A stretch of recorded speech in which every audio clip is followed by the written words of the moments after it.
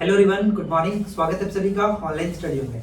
तो कल आपको होमवर्क मिला था गुप्त साम्राज्य, मराठा साम्राज्य, स्पीडी करंट अफेयर्स और साइंस के एक टॉपिक। तो उन सभी टॉपिक को हम इस वीडियो में देखने वाले हैं। उम्मीद करते हैं कि आप लोग एंड तक वीडियो के साथ बने रहेंगे। और वीडियो पे रिस्पांस बिल्कुल भी आपका अच्छा नहीं आ रहा है, तो आप लोग डिमांड कर रहे थे कि क्यूज ग्रुप को स्टार्ट किया, तो स्टार्ट किया है। तो आप लोग रेगुलर बने रहिए और सभी वीडियो को अच्छे से देखिए।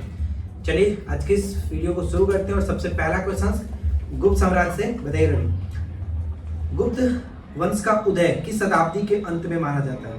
तीसरी शताब्दी के अंत में। बिल्कुल सही, तीसरी शताब्दी के अंत में गुप्त साम्राज्य का उदय माना जाता है। गुप्त वंश के संस्थापक के रूप में किसे जाना गया है? श्रीगुप्त। ठीक है, गुप्त वंश के संस्थापक के रूप में श्रीगुप्त को जाना जाता है। श्रीगुप्त ने कौन सी उपाधि धारण की थी? आदिराज महाराज। ठीक है, महाराज की उपाधि धारण की थी। श्रीगुप्त ने महाराज की उपाधि धारण की थी। अगला प्रश्न बताइए कि गुप्त वंश का वास्तविक संस्थापक किसे माना गया है? चंद्रगुप्त। चंद्रगुप्त प्रथम। गुप्त वंश का वास्तविक संस्थापक चंद्रगुप्त प्रथम। जब तक क्वेश्चंस में वास्तविक ना कहा जाए तब तक चंद्रगुप्त को नहीं टिक करेंगे। गुप्त वंश का संस्थापक सिर्फ कहा जाए तो वहां पे श्रीगुप्त को टिक करेगा। और चंद्रगुप्त प्रथम ने कौन सी उपाधि धारण की थी? महाराजा धीराज की उपाधि धारण की थी। अगला प्रश्न है कि गुप्त संवत की स्थापना किसने की? चंद्रगुप्त प्रथम। चंद्रगुप्त प्रथम ने। ठीक है, चंद्रगुप्त प्रथम ने कब किया था? 319 से 320। 319 से 320 ईस्वी में। गुप्त वंश की स्थापना चंद्रगुप्त प्रथम ने किया 319 से 320 ईस्वी में। गुप्त वंश के सर्वप्रथम सोने के सिक्के चलाने वाला शासक कौन था? गुप्त वंश में सर्वप्रथम सोने के सिक्के चलाने वाला शासक कौन था? बोलिए। चंद्रगुप्त प्रथम। चंद्रगुप्त प्रथम। चंद्रगुप्त प्रथम का उत्तराधिकारी कौन हुआ? समुद्रगुप्त। ठीक है, समुद्रगुप्त। चंद्रगुप्त प्रथम का उत्तराधिकारी समुद्रगुप्त। भारत के नेपोलियन के नाम से समुद्रगुप्त को किसने कहा था? एवी स्मिथ। ठीक है, विंसेंट स्मिथ। विंसेंट स्मिथ ने समुद्रगुप्त को भारत का नेपोलियन कहा था। परम भागवत की उपाधि धारण करने वाला प्रथम गुप्त शासक कौन था? समुद्रगुप्त। परम भागवत की उपाधि धारण करने वाला प्रथम गुप्त शासक कौन था? Samudragupta. Early history of India पुस्तक के लेखक कौन है? अर्ली हिस्ट्री ऑफ इंडिया पुस्तक के लेखक कौन है? Vincent Smith. ठीक है, विंसेंट स्मिथ। इसी पुस्तक में भारत के नेपोलियन के रूप में समुद्रगुप्त का वर्णन किया था। बताइए कि किसका है क्वेश्चन? बताइए कि समुद्रगुप्त ने कौन कौन सी उपाधि धारण की थी? विक्रमांक और छत्रात्मक। वो तो उसका था। परम भागवत। परम भागवत और अश्वमेधकर्ता, कविराज, ये सभी इसी की कविराज। उपाधि थी। चलिए अगला प्रश्न है कि समुद्रगुप्त का दरबारी कवि कौन था? बताइए आप। समुद्रगुप्त का दरबारी कवि हरिसेन। बिल्कुल सही, हरिसेन। समुद्रगुप्त का दरबारी कवि हरिसेन। समुद्रगुप्त का विजय अभियान कितने चरणों में पूरा करने के बाद अश्वमेध यज्ञ करवाया गया था? 5 चरणों में। 5 चरणों में अपने अभियान को पूरा कराने के बाद अश्वमेध यज्ञ करवाया और अश्वमेधकर्ता की उपाधि धारण की थी। गुप्त वंश के किस शासक को उसके सिक्कों पर वीणा बजाते हुए दिखाया गया है? समुद्रगुप्त। तेज बोलिए। गुप्त वंश के किस शासक को उसके सिक्कों पर वीणा बजाते हुए दिखाया गया है? समुद्रगुप्त।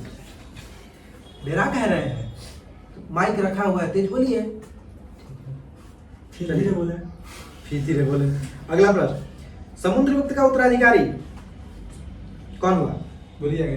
चंद्रगुप्त द्वितीय। ठीक है, चंद्रगुप्त द्वितीय। समुद्रगुप्त का उत्तराधिकारी चंद्रगुप्त द्वितीय।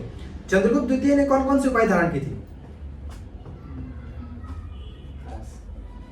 सबसे फेमस उपाधि बताइए। विक्रमादित्य। परम भागवत की उपाधि भी धारण की थी और इसे देवगुप्त, देवराज, देवश्री के नाम से भी जाना गया है। गुप्त साम्राज्य अपने चरमोत्कर्ष पर किसके शासन में हुआ था? चंद्रगुप्त द्वितीय। चंद्रगुप्त द्वितीय के शासन के समय में। बताइए कि कौन सा चीनी बौद्ध यात्री आया हुआ था चंद्रगुप्त द्वितीय के समय में? ठीक है, फिर धीरे मतलब कैसे हम इनको समझाएंगे तेज बोलिए? खाना नहीं खाने का। नो, तेज बोलिए। हाहियान आया था। हाँ, ऐसे ही बोलिएगा। फाहियान आया था, ठीक है। चंद्रगुप्त द्वितीय के शासनकाल में कौन आया था? फाहियान, चीनी बौद्ध यात्री। शकों के विजय के उपलक्ष्य में चांदी के सिक्के चलाए थे किसने? चंद्रगुप्त द्वितीय। ठीक है, चंद्रगुप्त द्वितीय ने। गुप्त काल में चांदी के सिक्के को क्या कहा जाता था? रूपक। रूपक। और सोने के सिक्के को? दिनार। दिनार। गुप्त काल में चांदी का सिक्का चलाने वाला प्रथम शासक? चंद्रगुप्त द्वितीय। द्वितीय। सोने का सिक्का चलाने सबसे पहला शासक? स्कंदगुप्त। चंद्रगुप्त प्रथम। ऊपर में देखे थे ना, गुप्त वंश में सर्वप्रथम सोने का सिक्का चलाया था चंद्रगुप्त प्रथम, और चांदी का सिक्का चंद्रगुप्त द्वितीय। कालिदास और धन्वंतरी किसके दरबारी थे? चंद्रगुप्त द्वितीय। चंद्रगुप्त द्वितीय के।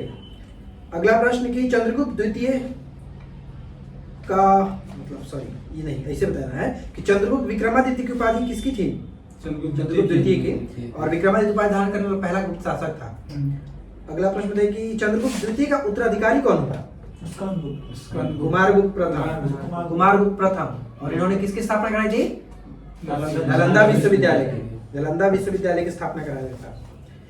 चंद्रगुप्त द्वितीय ने किस शक शासक जिसको क्षत्रप कहा था को पराजित कर सकरी की उपाधि धारण की थी? रुद्र सिंह तृतीय। बिल्कुल सही, रुद्र सिंह तृतीय।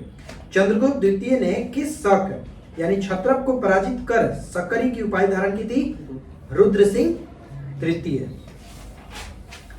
अगला बताइए, वरामिहिर किसके दरबार में थे? कुमारगुप्त। चंद्रगुप्त द्वितीय के दरबार में ही थे, और ये खगोल शास्त्री थे। कुमारगुप्त की उपाधि कौन कौन सी थी? कुमारगुप्त की उपाधि महेंद्रादित्य, गुप्त कुल, योमशसी। महेंद्रादित्य याद रखिए, बस इतना काफी है। बताइए किस शासक के सिक्कों पर कार्तिकेय का अंकन मिलता है? कुमारगुप्त के सिक्कों पर। कुमारगुप्त के सिक्कों पर कार्तिकेय का अंकन मिलता है। अगला बताइए कि स्कंदगुप्त का अन्य नाम क्या था? विष्णुगुप्त। देवराय। देवराय। और इसका एक उपाधि थी क्रमादित्य। क्रमादित्य। महेंद्रादित्य कुमारगुप्त ने धारण किया था, और स्कंदगुप्त यहाँ पे क्रमादित्य की उपाधि धारण किया था। किसके शासनकाल में प्रथम हुंड आक्रमण हुआ था? स्कंदगुप्त के समय में। गिरनार पर्वत पर सुदर्शन झील का पुनर्द्वार किसने कराया था? स्कंदगुप्त ने ही कराया था। बताइए कि गुप्त वंश का अंतिम शासक किसे माना गया है? विष्णुगुप्त को। चलिए, इसके बाद अगला है कि गुप्त साम्राज्य की सबसे बड़ी प्रादेशिक इकाई क्या होती थी? देश। शासक यहाँ को क्या कहते थे? देश। गोपना। यहाँ के शासक को गोपना कहा जाता था। और दूसरी प्रादेशिक इकाई क्या होती थी? ग्राम। भुक्ति। भुक्ति। यहाँ के शासक को उपरिक कहते थे। उपरिक। भू राजस्व कुल उत्पादन का कितना भाग हुआ करता था? 1/4 से 1/6। सर्वाधिक महत्वपूर्ण व्यापारिक केंद्र कौन था? बताइए विकास साहब। गुप्त काल में सर्वाधिक महत्वपूर्ण व्यापारिक केंद्र कौन सा हुआ करता था? उज्जैन। बिल्कुल सही। गुप्त काल में सर्वाधिक महत्वपूर्ण व्यापारिक केंद्र उज्जैन। सर्वाधिक स्वर्ण मुद्रा किसके शासनकाल में, मतलब किस वंश के समय में स्टार्ट हुआ था? चलाया गुप्त राजाओं ने सर्वाधिक स्वर्ण मुद्रा जारी किया था। पहली बार किसी के सती होने का प्रमाण मिलता है किसमें? भानुगुप्त के एरण अभिलेख में। वेश्यावृत्ति करने वाली महिलाओं को क्या कहते थे? गणिका। वेश्यावृत्ति करने वाली महिलाओं को क्या कहते हैं? गणिका। अजंता की गुफाएं बौद्ध धर्म की किस शाखा से संबंधित? महायान शाखा से। ठीक है, अजंता की गुफाएं बौद्ध धर्म की किस शाखा से संबंधित है? महायान शाखा से। आर्यभट्टियम और सूर्य सिद्धांत नामक ग्रंथ किसने लिखा है? आर्यभट्ट ने। चलिए आप बताइए, वहां पे वरामिहिर की पुस्तक कौन कौन सी थी? वरामिहिर की पुस्तक का नाम क्या था? खगोल भी तो होते थे ना। सूर्य सिद्धांत ना, सूर्य सिद्धांत तो आर्यभट्टियम सूर्य सिद्धांत। बृहद संहिता और पंच सिद्धांत बृहद संहिता। वरामिहिर किसके दरबार में रहते थे? चंद्रगुप्त द्वितीय के दरबार में। गुप्त शासकों की राजकीय भाषा क्या थी? संस्कृत। गुप्त राजाओं की राजकीय भाषा संस्कृत। मंदिर बनाने की कला का जन्म गुप्त काल में हुआ था। त्रिमूर्ति की अवधारणा का विकास किसमें हुआ? गुप्त काल में हुआ। गुप्त वंश के शासकों ने मंदिर एवं ब्राह्मणों को सबसे अधिक ग्राम अनुदान दिए थे, इस चीज को याद रखिएगा। जबकि सबसे पहला किसने दिया था? सतवाहनों ने, और सबसे ज्यादा दिया था गुप्तों ने। भारतीय इतिहास का स्वर्ण युग किस काल को कहते हैं? गुप्त काल को कहते हैं। चलिए इसके बाद क्या था? मराठा। चलिए तो अगला टॉपिक है मराठा साम्राज्य, जिसमें काफी प्रश्न पूछे जाते हैं। तो चलिए हम लोग जो भी इंपॉर्टेंट है उसको कवर करते हैं। बताइए कि मराठा राज्य के संस्थापक के रूप में किसको जाना जाता है? शिवाजी। शिवाजी को। जन्म कब हुआ था? 1627। 1630 में, 19 फरवरी 1630। एनसीईआरटी में देखिएगा, 19 फरवरी 1630। ठीक है, सिवनेर दुर्ग में हुआ था। पिता का नाम साजी भोसले, माता का नाम जीजाबाई। विवाह किनके साथ हुआ?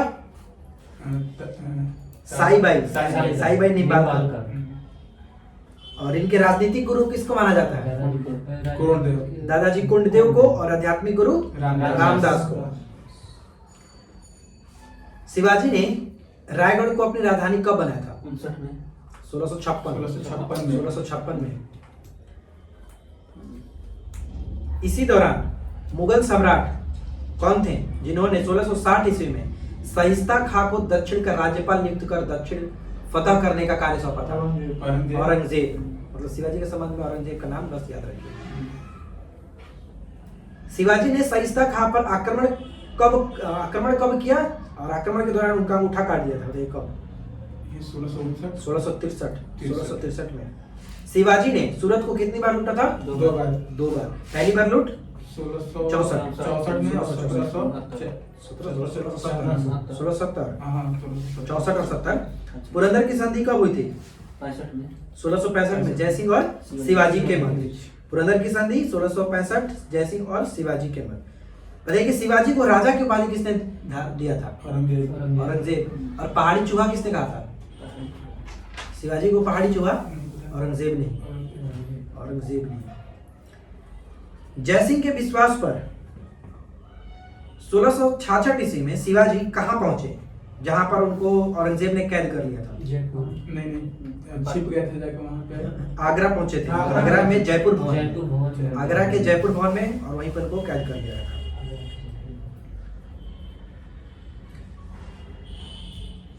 शिवाजी ने कब पन्हाला दुर्ग को बीजापुर से छीना था? 1672। डेट याद रखिएगा, क्योंकि पिछली बार एसआई में डेट ही मैच करने के लिए पूछा था कि क्रम से सजाइए कौन सा कार्य पहले हुआ था। 53 वर्ष में हुआ था। 50 वर्ष के में 53 वर्ष की 80 में उनका मृत्यु हुआ था, 27 में जन्म हुआ था। 27 जो देख रहे हैं ना, वो लुसेंटा में 27 दिया है। आप एनसीईआरटी में देखिएगा 30 है। तो उसके अनुसार 50 वर्ष। 3 अप्रैल 1680 में शिवाजी की मृत्यु हुई थी। इनका राज्याभिषेक कब हुआ था? 74। 5 जून 1674 को शिवाजी ने रायगढ़ में वाराणसी काशी के प्रसिद्ध विद्वान श्री गंगा भट्ट के द्वारा अपना राज्याभिषेक करवाया था। अगला बताइए कि शिवाजी के अष्ट प्रधान में मंत्रिमंडल में किनको क्या कहा जाता था? पेशवा प्रधानमंत्री को, और सर ए नौबत सेनापति को, अमध्य राजमंत्री, वित्त मंत्री, और चिटनीस जो होते थे चिट्ठी या फिर डाक विभाग का कार्यकालय जो इनका था। सुमंत विदेश मंत्री को कहते थे। चलिए इसके बाद अगला है कि शिवाजी ने 2 कर लगाए थे, 2 प्रकार के कर लगाए थे। उनका नाम क्या क्या है? एक है चौथ और एक सरदेशमुखी। चौथ और सरदेशमुखी। चौथ जो होता था वो चौथा हिस्सा होता था जो पड़ोसी राज्यों पर लगाया जाता था। सरदेशमुखी महाराष्ट्र के लोगों से लिया जाता था। चलिए इसके बाद अगला है औरंगजेब की मृत्यु के बाद,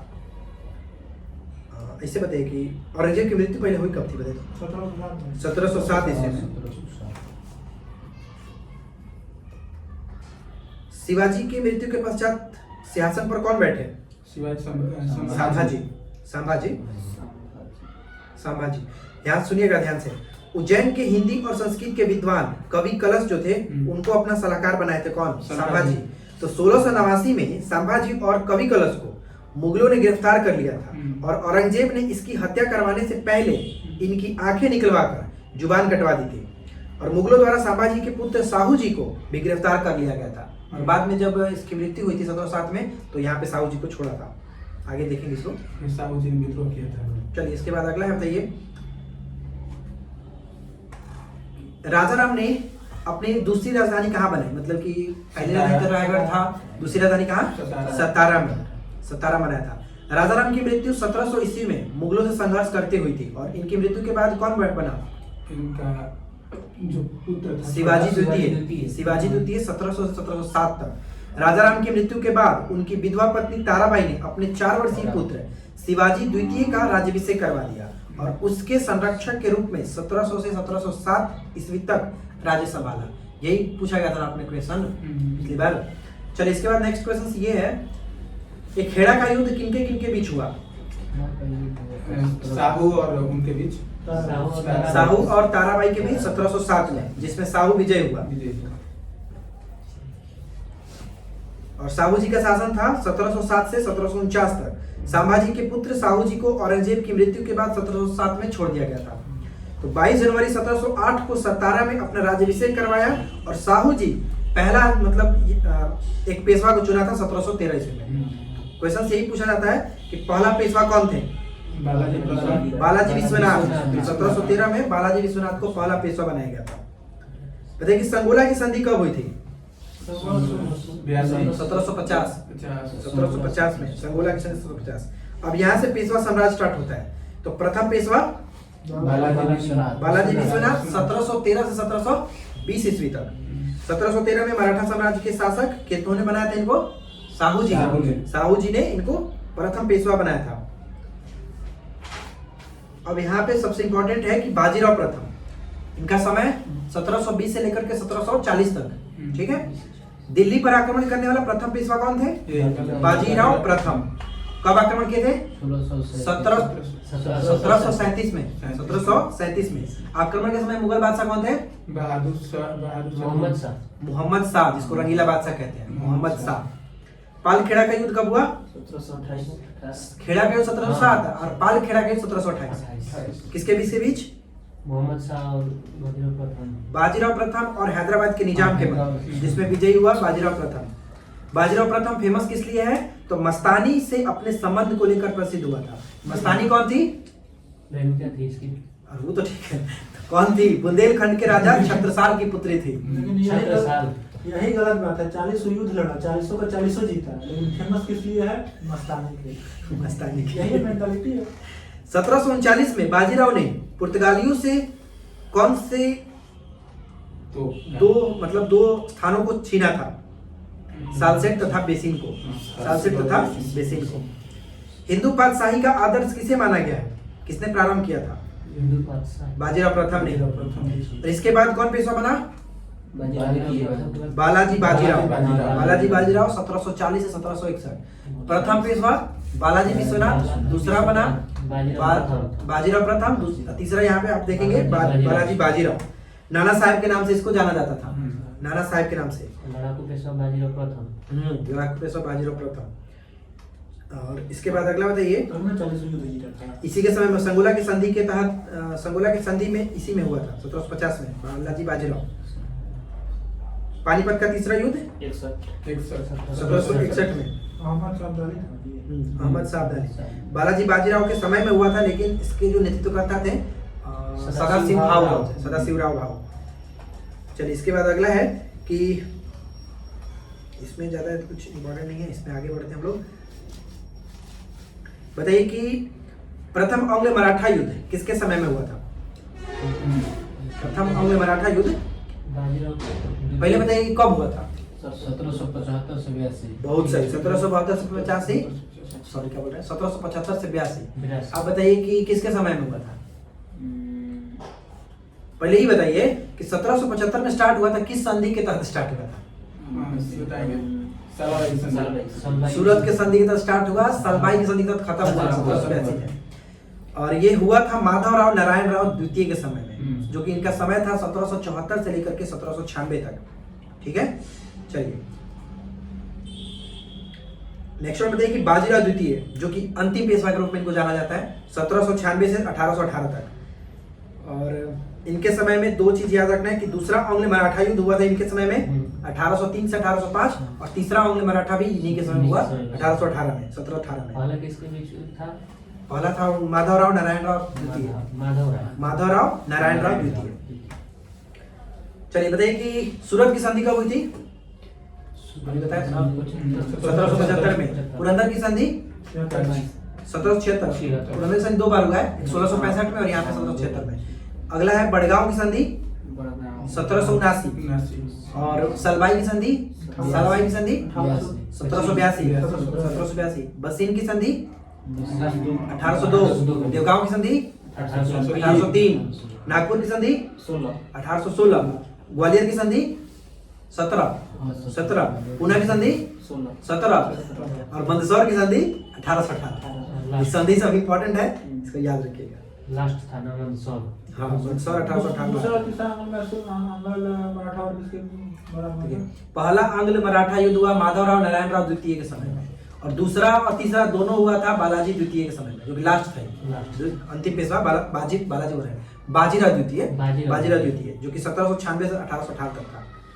और अगर पूछा जाए कि द्वितीय आंग्ल मराठा युद्ध के समय गवर्नर कौन था, मतलब कि जो गवर्नर जनरल था वेलेस्ली था, लॉर्ड वेलेस्ली।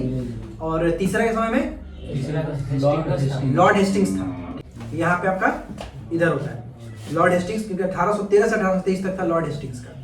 चलिए तो कंप्लीट हुआ हमारा यहाँ पे मराठा साम्राज्य। इसका एमसीक्यू आप लगा लीजिएगा, यूट्यूब पे वीडियो है। अब करंट हम लोग पूछ लेते हैं। तो करंट रिविजन के तौर पे दिया गया था 1 अक्टूबर से 31 अक्टूबर। चलिए उसको हम लोग जल्दी से देख लेते हैं। बताइए कि संयुक्त राष्ट्र शरणार्थी पुरस्कार किसे दिया गया? एंजेला मार्केल को। बहुत सही। संयुक्त राष्ट्र शरणार्थी पुरस्कार किसे मिला है? एंजेला मार्केल को। 31वां बिहारी पुरस्कार किसे मिला था? मधु कांकड़िया को। और 32वां माधव हाड़ा को। ध्यान से सुनिए, जल्दी में कहा है। भारत निर्वाचन आयोग ने किसे अपना नेशनल आइकन घोषित किया? पंकज त्रिपाठी को। इंटरनेशनल हॉकी फेडरेशन ने किसे सर्वश्रेष्ठ पुरुष गोलकीपर चुना है? पीआर श्रीजेश। महिला में और सविता पुनिया को। अल्ट्रामैन इंडिया का खिताब किसने जीता?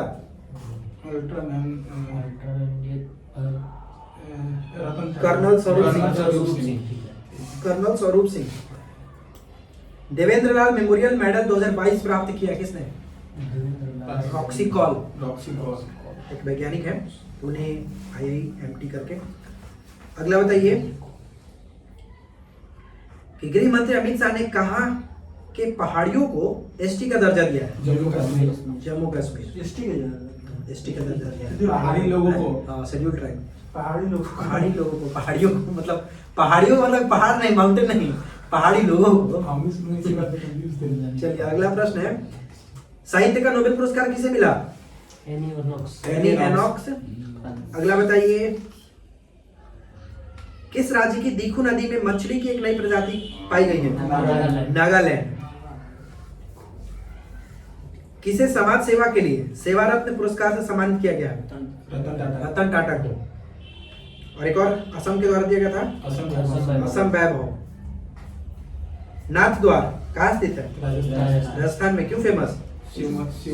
विश्व की सबसे ऊंची 351 फीट ऊंची यहाँ पर प्रतिमा, शिव की प्रतिमा बनाई है।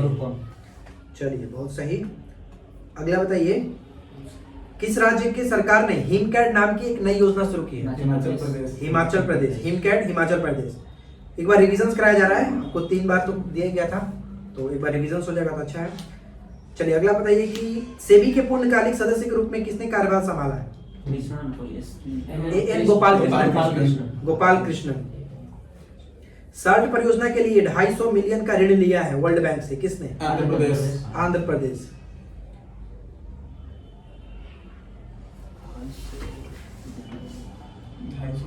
किस राज्य सरकार ने भारत का पहला स्लैंडर लॉयस अभयारण्य अधिसूचित किया है?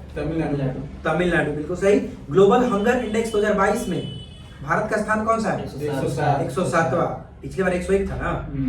चलिए अगला बताइए, पब्लिक अफेयर्स इंडेक्स 2022 में कौन सा राज्य शीर्ष स्थान पर है? हरियाणा। विश्व खाद्य दिवस कब मनाते हैं? 16 अक्टूबर को। कौन सा राज्य हिंदी में मेडिकल और इंजीनियरिंग की शिक्षा देने वाला पहला राज्य बन गया? मध्य प्रदेश। गजब महाराज, याद किया आप लोग तो, रट गए एकदम। अगला बताइए, अंतर्राष्ट्रीय सौर गठबंधन की 5वीं सभा कहाँ आयोजित की गई? गोवा। फुल गंगा लिया अब। नई दिल्ली। नई दिल्ली हजम नहीं होता ना तारीफ। अंतर्राष्ट्रीय सौर गठबंधन की 5वीं सभा का आयोजन नई दिल्ली में अध्यक्षता श्री R.K. सिंह ने किया था। मछली के उत्पादन में कौन सा देश शीर्ष स्थान पर है? चीन। भारत का स्थान तीसरा। अंडा उत्पादन में आया था ना पेपर में, कौन सा स्थान? तीसरा। डिफेंस एक्सपो का 12वां संस्करण कहाँ आयोजित किया गया? गांधीनगर। ठीक है, डिफेंस एक्सपो का 12वां संस्करण गांधीनगर में। सर सैयद उत्कृष्टता पुरस्कार से किस राज्य नहीं, किसे सम्मानित किया गया? इतिहासकार है बारबरा मेटकॉफ। चलिए अगला प्रश्न बताइएगा, रवि बताएंगे स्पेशल इनके लिए। 2022 का बैलन डी'ओर पुरस्कार किसने जीता है? बताइए। महाराज याद किया था ना करीम बेंजमा। तब करीम बेंजमा और लेक्सिया पुटेलस। कितना अच्छा नाम है। हमको नहीं याद होता है। ये बताइए कि बेंजमा किस देश का है? ऐसे पूछेगा, एग्जाम को इसलिए पूछेगा कि तुम रट सब लेगा। चलिए बताइए वहां पे बिहू त्योहार, कटी बिहू असम, बिल्कुल सही, असम। विश्व सांख्यिकी दिवस 20 अक्टूबर, बहुत सही। गीतों के संरक्षण के लिए पैनल गठन किया किस राज्य ने? तमिलनाडु ने। Mission school of excellence launch किया है कहाँ पर? गांधीनगर। प्रधानमंत्री मोदी ने कहा mission school of excellence launch किया गांधीनगर में। मिशन लाइफ मूवमेंट शुरू किया कहाँ पर? केवड़िया।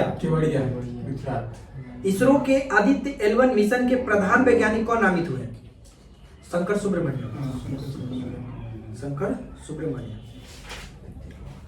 चलिए इसके बाद फिर से है, 21 अक्टूबर 2022 को किस IIT ने राष्ट्रीय बौद्धिक संपदा पुरस्कार जीता है? मद्रास।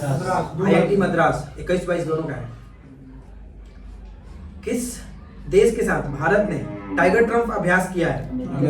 अमेरिका के साथ। फीफा महिला विश्व कप 2023 का शुभांकर तजुनी का अनावरण कहां पर किया गया? ऑस्ट्रेलिया और न्यूजीलैंड। संयुक्त राष्ट्र दिवस कब मनाते हैं? 24 अक्टूबर। संयुक्त राष्ट्र दिवस 24 अक्टूबर, बहुत अच्छा। अगला बताइए,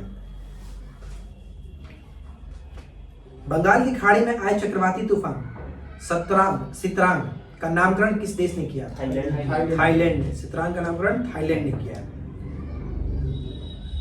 किस राज्य के एक मुश्त संपत्ति कर माफी योजना समृद्धि का शुभारंभ किया? दिल्ली। महिलाओं के अनुकूल पर्यटन परियोजना किस राज्य में शुरू किया गया? केरल। नेक्स्ट वन है कि कहां स्थित दो नए भारतीय समुद्र तटों को ठुंडी और कदमत को ब्लू फ्लैग सर्टिफिकेट मिला है? लक्षद्वीप। सूचना अनुसार 12वां विश्व हिंदी सम्मेलन कहाँ होगा? फिजी के नांडी में। ठीक है, फिजी के नांडी में। इनहेलेबल जो कि वैक्सीन लॉन्च किया किस देश ने? चाइना ने। अगला बताइए कि मैमलुह गुफा किस राज्य में स्थित है?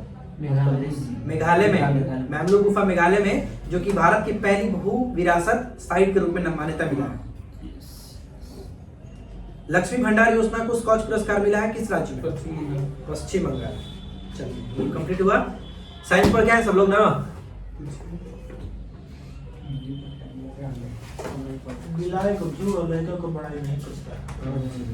सही जब 2 करोड़ का बात बोल दी दीजिए। रहेगा।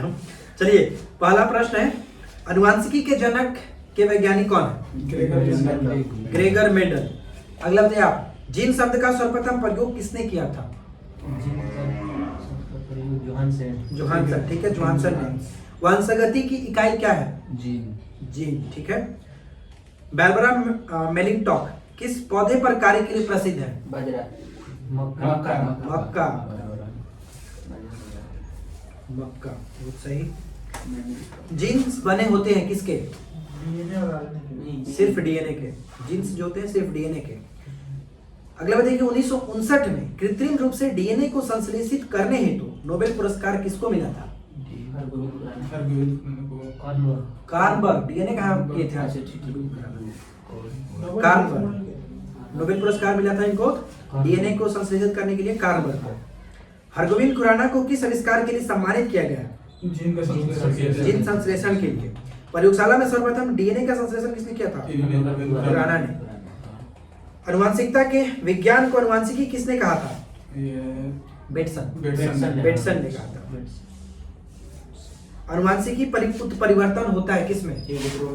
क्रोमोसोम में, यानी गुणसूत्र में। अनुवांशिकता शब्द किसने गढ़ा था? बेटसन ने। बताइए कि सेल नाम किस जीव वैज्ञानिक ने सर्वप्रथम दिया था? Robert Hooke. कोशिका में राइबोसोम की अनुपस्थिति में कौन सा कार्य संपादित नहीं होगा? प्रोटीन संश्लेषण नहीं हो पाएगा। प्रोटीन संश्लेषण नहीं हो पाएगा। यदि माइटोकॉन्ड्रिया काम करना बंद कर दे तो कोशिका में कौन सा कार्य नहीं होगा? भोजन का ऑक्सीकरण नहीं होगा। कोशिका का पावर हाउस किसे कहते हैं? माइटोकॉन्ड्रिया। माइटोकॉन्ड्रिया का हिंदी में क्या कहते हैं बताइए? हिंदी में माइटोकॉन्ड्रिया का कहते हैं हिंदी में पास करते हैं। सूत्रकणिका। कोशिका में प्रोटीन संश्लेषण कहाँ होता है? राइबोसोम में। पादप कोशिका का सबसे बाहरी आवरण क्या कहलाता है? कोशिका भित्ति। कोशिका को एक निश्चित रूप प्रदान करता है कौन? कोशिका भित्ति। बाहरी आवरण है, निश्चित जो कि रूप प्रदान करता है। प्रोटीन निर्माण का सक्रिय स्थल तो बता ही दिए, राइबोसोम। कोशिका श्वसन का सक्रिय स्थल कौन सा है? कोशिका श्वसन का सक्रिय स्थल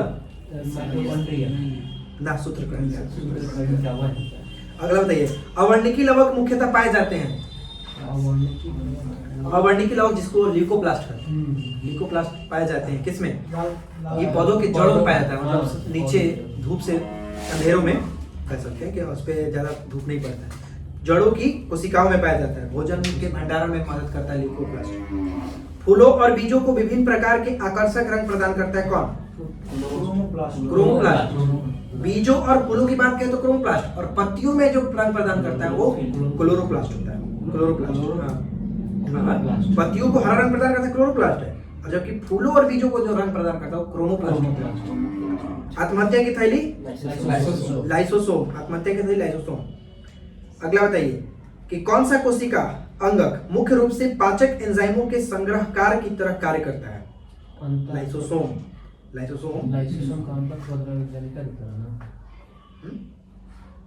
इसमें जो हाइड्रोलाइटिक एंजाइम हाँ, वो तो भी करता है, वही करता है। हाइड्रोलाइटिक एंजाइम में अति कर देता है। अगला बताइए कि कोशिका का रसोई घर किसे कहते हैं? ये है क्लोरोप्लास्ट। माइटोकॉन्ड्रिया की खोज किसने की थी? ऑल्टमैन नामक आदमी ने। लाइसोसोम कार्य करते हैं अंतःकोशिकीय पाचन में। माइटोकॉन्ड्रिया का भीतरी वलय क्या कहलाता है? क्रिस्टी। बहुत सही। माइटोकॉन्ड्रिया का भीतरी वलय क्रिस्टी कहलाता है। माइटोकॉन्ड्रिया किसमें अनुपस्थित होता है? जीवाणु में नहीं होता है। जीव द्रव्य का प्रयोग सर्वप्रथम किसने किया था? पुरकिंजे। जीव द्रव्य यानी कि प्रोटोप्लाज्म नामक शब्द का प्रयोग सर्वप्रथम पुरकिंजे ने किया था। जीव द्रव्य जीवन की भौतिक आधार है, यह किसका कथन है? हेक्सले का। गुणसूत्र शब्द प्रदान किया किसने? वाल्डेयर। इलेक्ट्रॉन सूक्ष्मदर्शी की खोज किसने की थी? रूस और लास्का। ठीक है। नील और रूस का कहा है। नॉल यहाँ पे लिखा है, नॉल और रस का।